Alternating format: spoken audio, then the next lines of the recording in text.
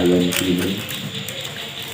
Saya hanya melanjutkan, insya Allah. Jadi babnya adalah faslun fi mujibil wasri,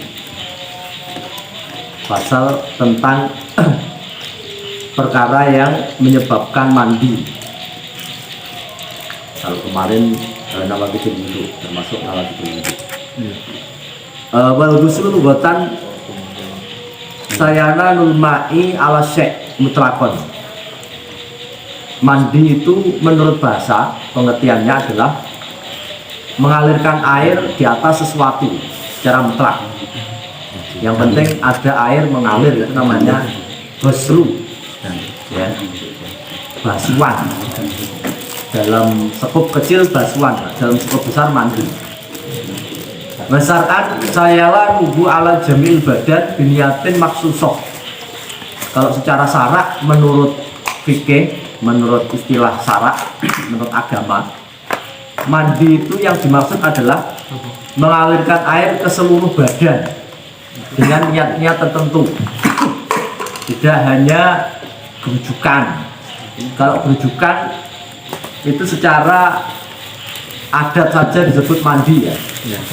Ya, yang penting mengalirkan air ke seluruh tubuh. Niatnya apa saja? Niat menghilangkan keringat, niat mengurangi sumuk, ya, niat misal ngilangi kotoran, ya, bolot dan lain-lain. Ya, itu mandi menurut istilah adat atau kebiasaan. Tapi kalau menurut agama tidak, itu belum bernilai ibadah. Supaya ada nilai ibadah, maka harus diniatin maksusok. Ada niat-niat tertentu yang menjadi pembeda antara adat dengan ubudiyah atau ibadah. Waladhi yajibul husla sitatu asya. Perkara yang menyebabkan mandi itu ada 6. Ya, salah satu minha tastariku fihi rijal wa nisa wa ya iltiqaul khitanen. 3 ini sama dialami laki-laki dan perempuan. Tastariku fi harrijal wa nisa. Laki-laki dan perempuan mengalami, sama-sama mengalami. Apa saja? Yang pertama iltiqaul khitaini, khitanen. Bertemunya 2 persunatan. Persunatan ini berarti merupakan istilah untuk alat kelamin. Alat kelamin laki-laki dan perempuan bertemu dengan batas-batas tertentu, maka sudah mewajibkan mandi. Ya, tidak hanya bertemu, ya, bertemu itu biasanya kan bahasanya luas, ya, maknanya luas. Tapi maksud bertemu ini hanya sekedar kinayah atau sekedar istilah, ya, untuk menggambarkan terjadi hubungan badan antara laki-laki dan perempuan. Ada batas di mana di situ sudah dianggap mujibul ghusli. Ya, nempel tok sudah, Pak, belum, ya. Nempel tok. Nah, ini contoh adalah saya bukan lah. Saya sebelum ya. Nah, kalau yang sudah bapak-bapak ini sudah bisa menggambarkan bagaimana yang disebut iltiqaul khitanen itu. Untuk kebayang. Wa yu'abbaru an hadzal iltiqa bi ilajin hayyin. Ya, yang dimaksud dengan iltiqaul khitanen ini dalam ungkapan bahasa kitab, ya, bi ilaji hayyin, orang hidup yang sudah memasukkan hasafahnya. Wadihin, hidup, ya, harus hidup, satu harus hidup. Berarti nanti kalau satunya mati, yang mati tidak wajib mandi, ya, yang hidup yang wajib mandi. Kemudian wadihin, status kelaminnya jelas, karena dalam istilah fikih itu ada khunsa, ya, ada wandu, ada bukan banci, ya, bukan banci itu kan hanya istilah kita. Dalam istilah agama, ya, khunsa itu. Khunsa itu memang diciptakan oleh Allah Ta'ala dengan kelamin ganda. Ada kelamin laki-laki dan ada kelamin perempuan. Bukan laki-laki berlemah mulai seperti perempuan, bukan, ya. Ini memang asli dari pabrik, diciptakan dengan 2 kelamin. Nah, kalau satu saja yang fungsi, yang jelas, berarti khunsanya bukan khunsa muskil ya, khunsanya sudah wabah itu. Berarti tinggal salah satu yang tidak fungsi itu oleh dokter dihilangkan. Nanti dia akan berperan sesuai dengan kelamin yang normal itu. Ya. Ghayyaba syafatan dzakar minhu, yang telah memasukkan hasafah dzakarnya ke dalam kemaluan. Maka ini yang disebut dengan iltiqaul khitanin, itu yang menyebabkan mati. Qadruha, atau kira-kira dari hasafah tersebut mim maqtu'iha fi farjin. Kalau memang hasafahnya tidak ada, jadi terpotong, hanya tinggal bagian sebelumnya itu, nah maka ini juga termasuk mewajibkan mandi. Wa yasiru al-adami al-mulajfah junuban bi ilaji madzukir. Sehingga orang yang mengalami hubungan badan ini disebut junub, ya, menurut istilah fikih disebut junub, orang yang jenabah sebab terjadi hubungan badan tersebut. Amal mayit fala yu'adu wasruhu bilaji bihi. Kalau mayit maka tidak perlu diulang mandinya. Jadi ini ada cerita ini, kalau ini khusus ada seorang ulama ya, seorang ulama delalah meninggal ya, wafat oleh Allah. Wafat, tapi aneh, Allah Ta'ala ingin mentakdirkan ulama tersebut punya putra meskipun sudah wafat. Ya, delalah dakarnya itu tidak mau duduk ya, dakarnya terus berdiri. Nah, itu aneh-aneh, sudah mati tapi dakarnya berdiri. Akhirnya yang mau memandikan bingung ini piye lah itu sih kok ngene. Tanya kepada Pak Kiai, Pak Kiai pripun nih? Jika sediluk dijawab, ya segini, saya ini mayat itu coba masukkan ke dalam kamar, panggil istrinya. Istrinya masih ada toh? Masih. Ya wes, panggil istrinya supaya berduaan dengan suaminya di dalam meskipun sudah wafat. Nah akhirnya istrinya juga mengerti. Maka di antara orang mati dan hidup ini Allah Ta'ala mentakdirkan seorang jabang bayi. Dari hubungan itu meskipun suaminya mati, ternyata Allah Ta'ala masih menciptakan seorang anak. Ya, akhirnya hamil. Istrinya hamil, terus kemudian ya suaminya begitu sudah terjadi hubungan badan, ya lemes, ya, tidak berdiri lagi lato-latonya itu. Ya. Nah, akhirnya dimandikan normal, wis. Ya, mandi biasa dikuburkan. Nah, akhirnya lahir dari hubungan suami istri itu seorang ulama besar yang disebut atau terkenal dengan Ibnul Mayyit. Nah, itu kan ada nama ulama yang dijuluki dengan Ibnul Mayyit ya, sebab bapaknya wis mati. Ya, bapaknya wis mati. Nah, ini kan berarti ada kan ya. Kalau orang mati sudah dimandikan terus terjadi hubungan badan, ya bukan ilmu hitam yang menggauli mayat, itu bukan ya. Ini memang halal, kalau seperti itu masih dianggap halal. Nah, maka tidak perlu dimandikan lagi, tidak perlu dimandikan lagi ya. Ya kalau yang hidup ya harus mandi ya, karena termasuk junuban sesuai dengan batas-batas yang tadi sudah dijelaskan. Wa mal khunsal muskil fala ghusla alaihi bila jihasafatihi. Kalau khunsa muskil disebut muskil itu karena tidak jelas ya. Muskil itu janggal ya, khunsa yang menjanggalkan. Ya, dianggap laki-laki ya dia punya dakar, kok dianggap perempuan ya dia punya farji, dan kedua-duanya aktif, dari farjinya keluar darah haid, dari dakarnya juga seperti laki-laki umum. Nah akhirnya membingungkan, maka disebut muskil. Nah kalau khunsa muskil demikian, fala ghusla alaihi bi ilaji hasafatihi, maka dia tidak bisa mandi, belum dianggap jinabat, sebab hanya memasukkan hasafahnya. Jadi kalau yang bekerja hanya alat kelamin laki-lakinya, maka dia tidak bisa jinabat. Ya. Bala bila jikubuli ataupun semisal farjinya ini terjadi hubungan badan, maka dia bisa jinabat, harus dua-duanya. Jadi alat kelamin laki-lakinya masuk ke dalam alat kelamin perempuan, alat kelamin perempuannya juga dimasuki alat kelamin laki-laki. Nah, dua-duanya baru disebut jinabat ini kalau muskil itu. Makanya kalau si citok enggak jinabat, enggak mandi, enggak karena dia muskil. Sebab dia laki-laki atau perempuan, itu status tidak jelas. Ya.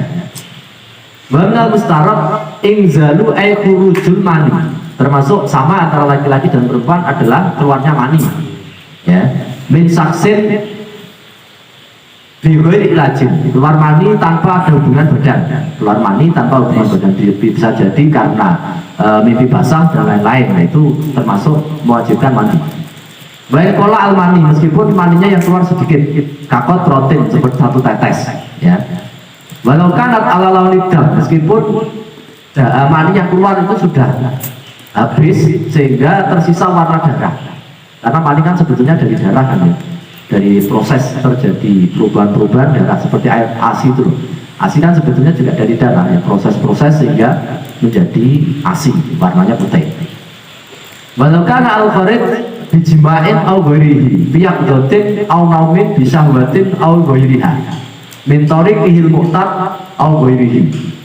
Ya, meskipun mani keluar tersebut sebab jima hubungan badan ataukah yang lain dalam keadaan sadar atau tidur dengan syahwat, dengan nafsu atau tidak, dari jalan yang terbiasa, berarti umumnya seperti dari kemaluan, itu kan berarti dari mintorik ilmu keluar dari jalannya yang normal, atau bukan itu berarti tidak normal. Seperti apa? Kani kasaro solburu, seperti mungkin bagian tulang belakang itu patah sehingga tempat produksi mani dari situ keluar. Makanya kan disebutnya dalam Al-Quran itu kan baini sulbi wa taroib, itu mani perempuan ya benar taroib, jadi gokas ini kan ya, tulang rusuk. Atau dalam bahasa biologi ya mungkin sebetulnya induk telur itu mungkin ya, cuma dalam bahasa Al-Quran disebutkan taroib ya, di antara taroib itu berarti ya tulang-tulang rusuk ini, itu tempat produksinya sel mani atau induk telur perempuan ya, dari ovumnya itu, ovariumnya itu. Kalau laki-laki sulbi, ya sulbi itu berarti bagian belakangnya. Kalau dalam bahasa biologi kan tidak setuju kayaknya ini, berarti disebutkan kalau mani itu diproduksi di tulang belakang. Ya sebetulnya testis itu menurut istilah biologi ya, tapi dalam Al-Quran disebutkan membaini sulbi, jadi dari tulang belakang ini nanti akhirnya diproduksi air mani. Fakoroja manuhu, sehingga dari tulang belakang yang pecah atau patah itu keluar mani. Wamna mustarab al maut, termasuk sama antara laki-laki dan perempuan, yaitu mengalami kematian. Ya, kalau mati itu berarti ada kewajiban yaitu mati besar. Ya, meskipun taklif yang lain, kewajiban-kewajiban yang lain itu sudah berhenti. Ya sudah. Makanya tadi mati terus terjadi hubungan badan, apakah wajib diulangi? Tidak, karena mati itu sudah memotong atau memutus taklif atau kewajiban. Cuma ketika sudah mati, baru mati, nah ini maka wajib yaitu untuk dimandikan. Tapi tidak semua mayit harus dimandikan ya, wajib dimandikan. Satu yang tidak, yaitu illa bisyahid, yaitu syahid karena perang, bukan syahid akhirat ya. Syahid kan ada dua ya, syahid akhirat dan syahid dunia. Dunia dan akhirat ini yang tidak boleh. Kalau syahid akhirat tetap dimandikan, seperti orang mati karena melahirkan, mati mencari ilmu, mati menahan rindu. Nah, asalkan syarat-syaratnya terpenuhi, itu ada dalam istilah kitab itu ya. Ya, menahan cinta, iskon, mati karena menahan cinta. Nah, itu ada istilah dalam fikih, mati karena menahan cinta meskipun kepada sesama jenis. Ya. Pokok syaratnya apa? Tidak dilampiaskan. Nah, syarat itu hanya dipendam, akhirnya dia nempet, ya, ngengkleng, mati. Nah itu syahid itu. Ya. Kepada perempuan juga begitu, asalkan tidak diungkapkan, tidak terjadi muharamat. Nah itu maka matinya mati syahid iskon itu karena menahan rindu. Nah yang di sini ilabi syahid ini maksudnya adalah syahid fi ma'rikatil kital, karena pejuang ya, suhada pejuang membela tanah air, mempertahankan negara agama dari orang-orang kafir. Nanti kalau sesama muslim terjadi pemberontakan itu tidak syahid fi ma'rikatil kital itu ya, tetap bukan syahid di dunia wal akhirat. Salah satu tahta subian nisa, kemudian 3 yang tersisa itu adalah khusus perempuan yang mengalami perempuan. Pemawon bahaya al-haid, Yang pertama adalah mengalami datang bulan atau menstruasi. Ai Adam al-Kharij min imra'atin balagat tis'asinin. Darah yang keluar dari seorang perempuan yang telah mencapai usia 9 tahun Hijriah.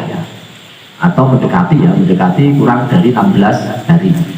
Nah, itu batasan dianggap wanita tersebut sudah haid, mengalami haid.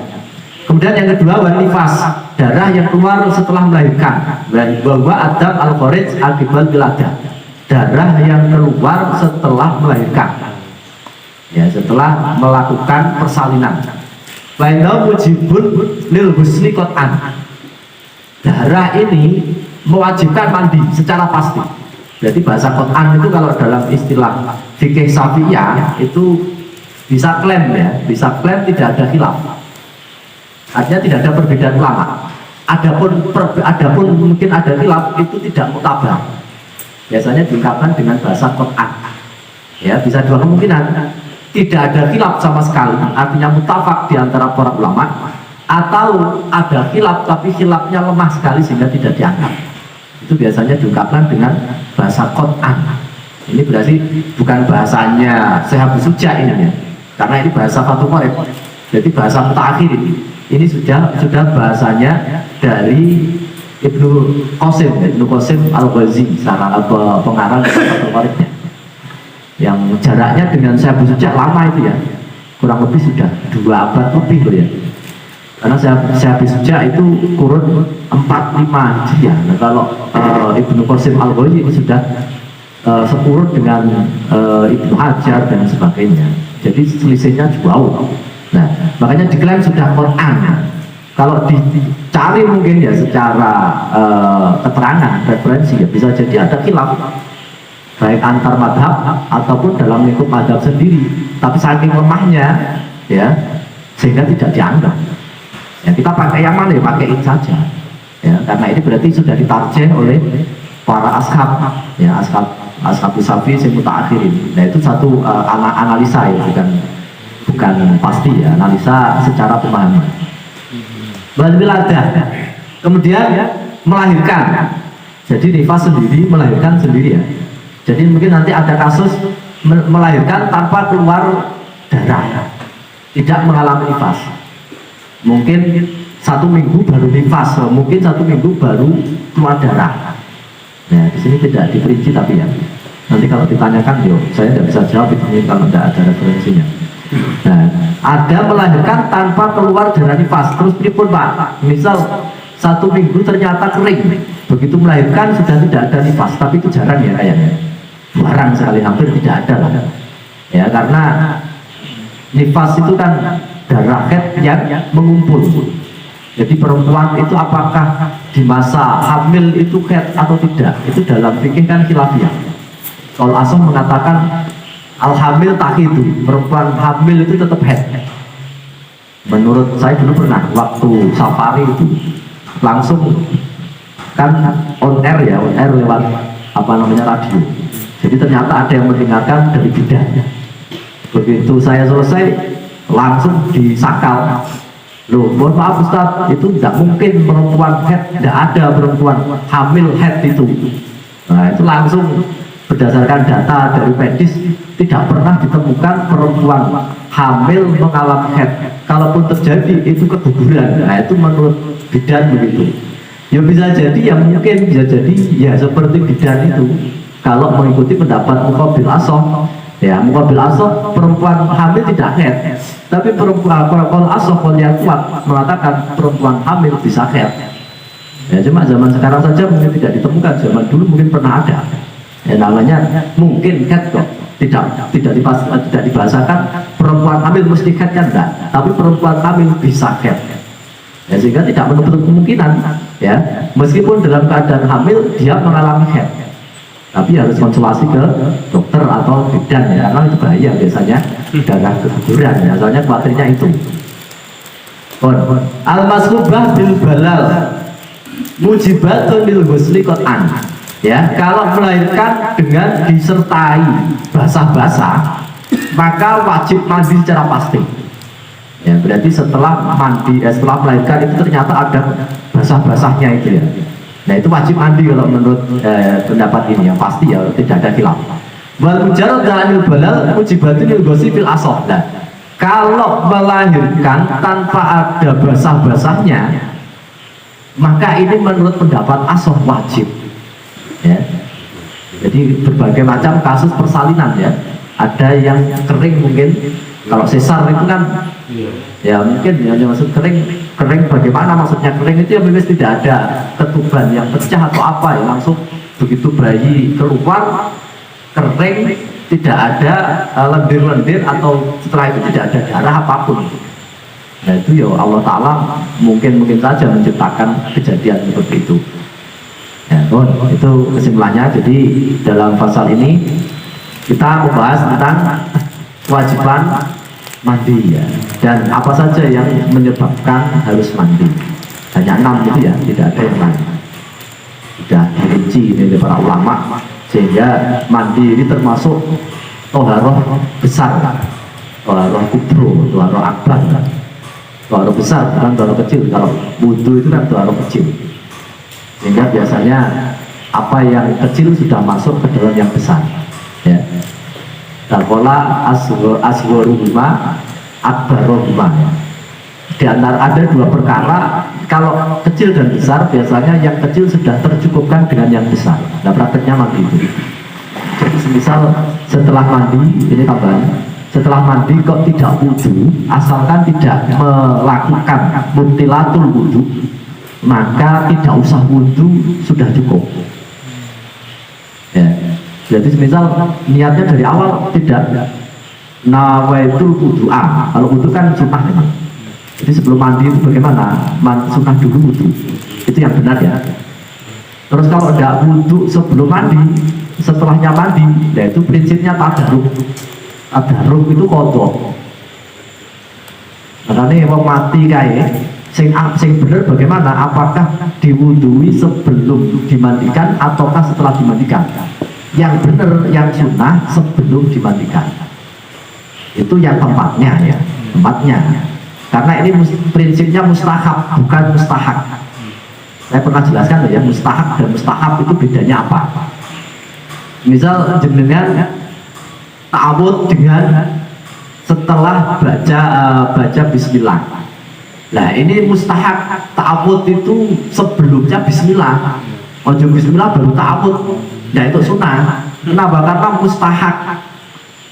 Kalau mustahab, nah itu boleh kodok.